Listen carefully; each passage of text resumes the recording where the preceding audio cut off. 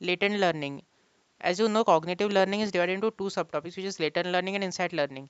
In this video, we'll be talking about latent learning, and in the next video, we'll be talking about insight learning. Now, you might be able to see a white pop on the upper part of your screen. It will lead you to the video of cognitive learning. In that, I would suggest you to watch that video first because this is a part of cognitive learning. That video is very short, actually.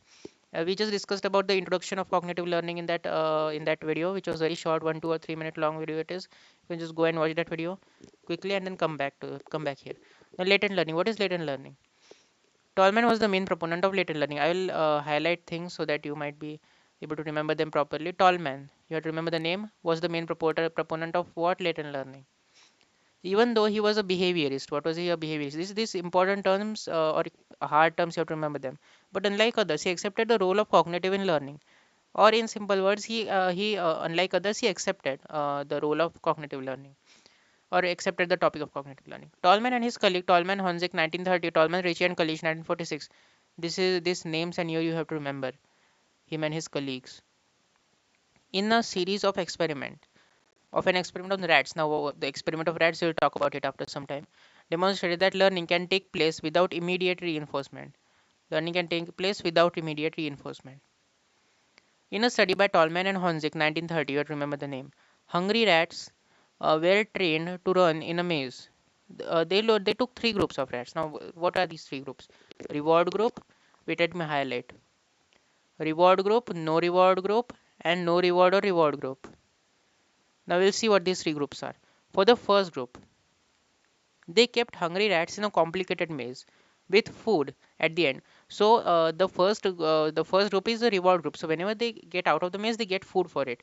While the second group never received any food because it was no reward group. The second group was no reward group. So they never received any food. Group never received food after coming out of the maze successfully.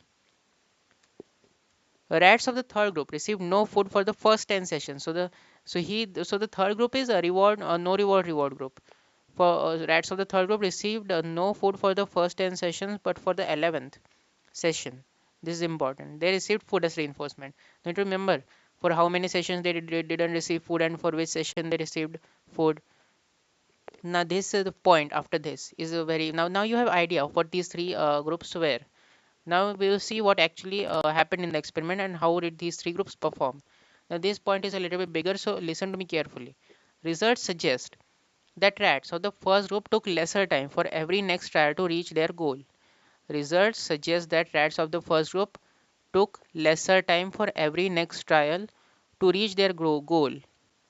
Why did that happen? Because they had rewards. You know? They were getting food after completing every trial. Well, the rats of the second group initially showed very slight improvement in their error. So they showed very slight improvement because they were getting no reward. So the difference was very slow. Same thing happened with the rats in the third. Same thing happens with the rats with the third group. Initially, it happened initially. It is not mentioned here, but it happened initially. As soon as they became aware in the 11th session, they got food, right? So as soon as they became aware, this third group of rats, of the presence of food by its smell, their performance improved dramatically. It improved dramatically, and in fact, it was on par with the performance of rats of the first group. This change of behavior was attributed to latent learning. Now, this is what latent learning is. Now, you have an idea of what latent learning is. Now, you have to remember this line.